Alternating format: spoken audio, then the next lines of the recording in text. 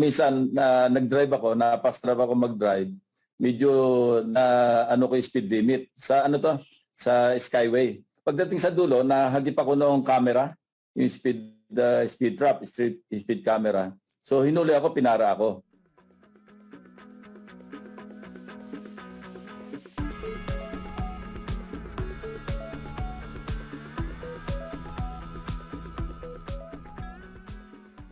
Alam mo, sabi sa akin, pangalawa na ho kayo nahuli namin dito. Ang una ho, si Senate President Soto. Sabi ko, walang magagawa. Talagang napa-overspeeding ako. Di, sige, tikitan mo na lang din ako. Katulad ng ginawa mo kay Senate President.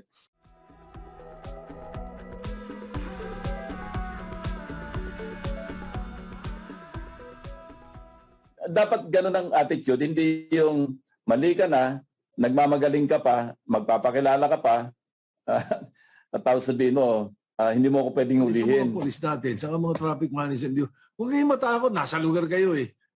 Nasa bus lane pala eh, ba't ninyo ulihin? Kahit na nakawangwang pa yun.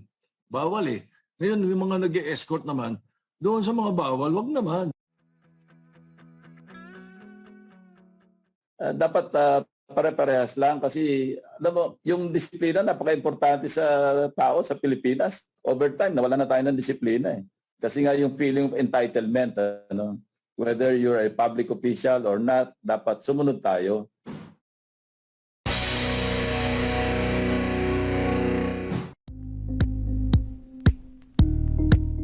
Thank you for watching Politico TV. Please like and subscribe to our channel for more videos.